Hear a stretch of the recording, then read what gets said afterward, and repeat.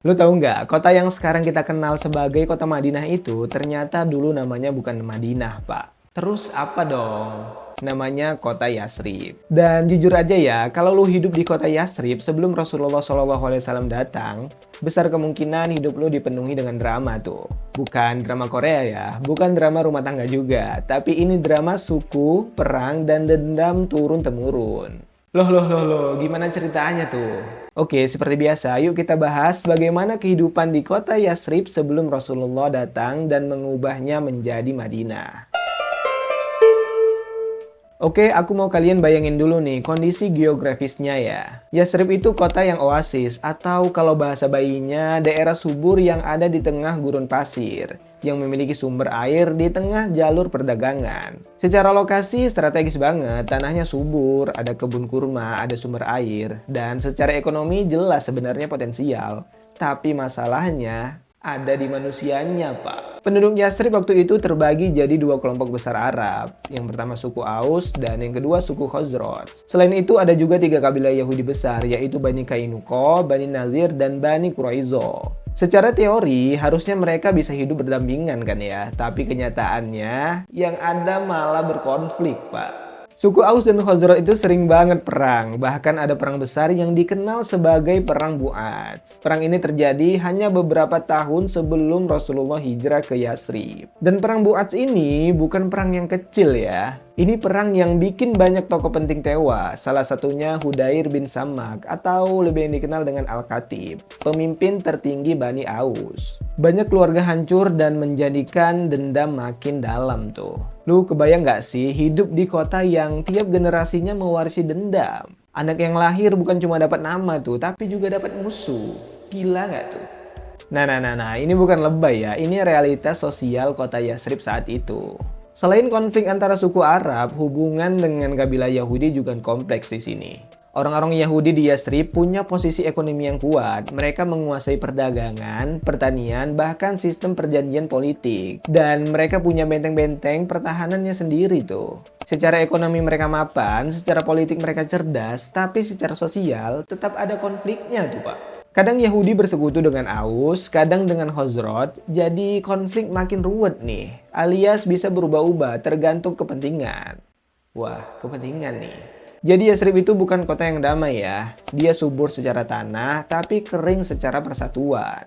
Terus dari sisi spiritualnya gimana bang? Nah, mayoritas penduduk Arab Yasrib waktu itu masih dalam kondisi jahiliyah. Penyembahan berhala masih dilakukan. Struktur sosial berbasis kesukuan, loyalitas utama bukan pada kebenaran, tapi pada kabilah. Kalau suku lu salah, tetap dibela. Kalau suku lain benar, ya tetap dimusuhi. Keadilan di sana jadi relatif ya, dan kebenarannya tergantung posisi. Ya, posisi. Dan ini yang bikin kota Yasrib rapuh. Secara ekonomi bisa hidup, secara politik punya kekuatan, tapi secara moral dan sosial terpecah belah tuh. Sekarang gua mau lu bayangin satu momen penting nih. Setelah perang Bu'ats, kaum Aus dan Khazraj itu orangnya pada capek banget tuh. Udahlah capek perang, capek dendam, capek kehilangan juga. Dan di titik capek itu, beberapa orang Khazraj bertemu Rasulullah SAW di musim haji di Mekah. Mereka kemudian mendengar tentang Islam, mereka mendengar tentang Tauhid, mereka juga mendengar tentang persaudaraan tanpa melihat suku. Dan mereka ngerasa ini mungkin bisa jadi solusi nih. Gila ya, solusi perdamaian mereka datang bukan dari senjata, bukan dari negosiasi politik, tapi dari risalah kenabian tuh. Nah, dan dari situlah terjadi Baiat Aqabah pertama, lalu kedua, dan akhirnya undangan resmi agar Rasulullah SAW hijrah ke Yasrib. Dan disinilah sejarah berubah ketika Rasulullah SAW datang ke Yasrib pada tahun 622 Masehi. Bukan cuma orang yang pindah, tapi sistemnya berubah, identitas berubah, dan namanya ikut berubah juga tuh. Dulunya kota Yasrib yang penuh konflik berubah jadi Madinah Al-Munawwarah, kota yang bercahaya. Langkah pertama yang Rasulullah lakukan pada saat itu adalah Rasulullah mempersaudarakan kaum Muhajirin dan kaum Ansor. Orang Mekah yang hijrah dipersaudarakan dengan penduduk Yasrib. Yang kedua, Rasulullah membuat Piagam Madinah. Ini salah satu dokumen penting paling revolusioner dalam sejarah tuh. Piagam ini mengatur hubungan antar Muslim, Yahudi, dan kelompok lain. Semua diakui sebagai satu komunitas dengan hak dan kewajibannya masing-masing, Pak. Ada kemudian aturan, ada hukum, ada tanggung jawab bersama di sana. Kota Yasrib yang tadinya berbasis suku berubah jadi masyarakat berbasis prinsip tuh. Nah, ini transformasi serius yang Rasulullah lakukan di sana tuh. Dalam waktu relatif singkat, kota yang dulunya identik dengan perang internal berubah jadi pusat peradaban Islam. Dari Madinah lahir sistem zakat, dari Madinah lahir sistem pemerintahan Islam. Dan dari Madinah, Islam menyebar luas ke Jazirah Arab. Kota yang dulunya penuh dendam jadi pusat cahaya peradaban tuh. Sekarang gue mau nanya ke lu nih, kalau Rasulullah SAW nggak pernah hijrah ke Yasrib, menurut lu sejarah dunia bakal kayak gimana tuh? Karena yang kita sama-sama tahu, dari kota itu lahir perubahan global. Dan pelajaran terbesarnya apa? Bahwa kota bisa berubah kalau manusianya berubah. Konflik bisa selesai kalau ada pemimpin yang adil.